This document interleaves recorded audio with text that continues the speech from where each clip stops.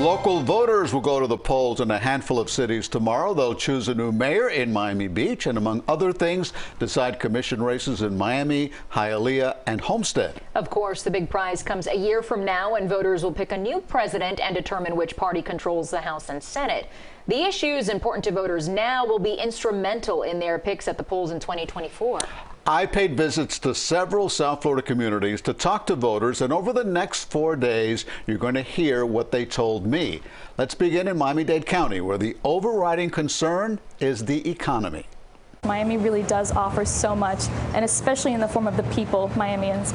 I met Anna Rose at Books and Books in Coral Gables. Like many South Floridians, the 22-year-old UM grad student struggles to make her monthly rent payment.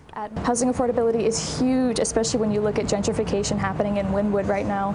The median price for renting per month is about $2,500, and for the average grad student, such as myself, that's not necessarily an attainable rate. I think it's probably the most pressing issue, especially in places like Coral Gables. Jonah Kaplan, who helps run the iconic bookstore, talked to me about how much the housing crisis is affecting the workforce.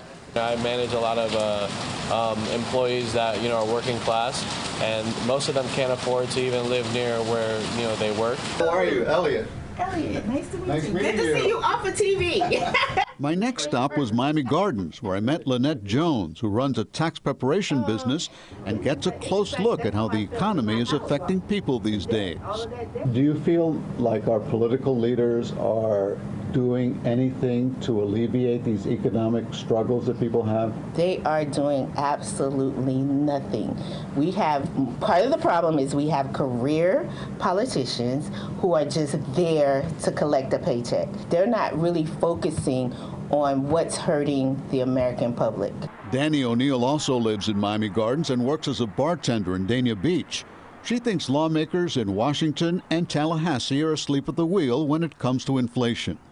I feel like a lot of people have different ideas of what exactly is going on with inflation and how we got here. Everybody wants to place the blame on somebody. I think that we should more so be looking for a solution rather than trying to figure out who to place blame on. My next stop was further south in Cutler Bay.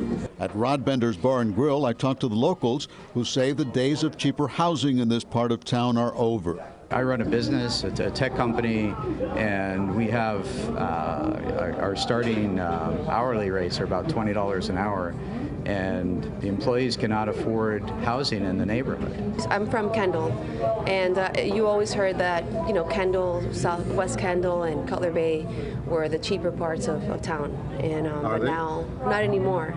Owner Patrick O'Neill sees the economic stress inflation is having on his customers. We have a major local loyal clientele that they're here all the time. They're the working class. They're first responders, firemen, police, nurses. That's who comes in here.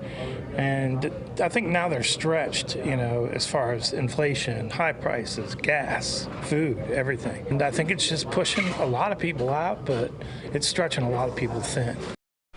So tomorrow you'll hear what Broward County voters had to say, and you can watch all my reports on our website, cbsmiami.com.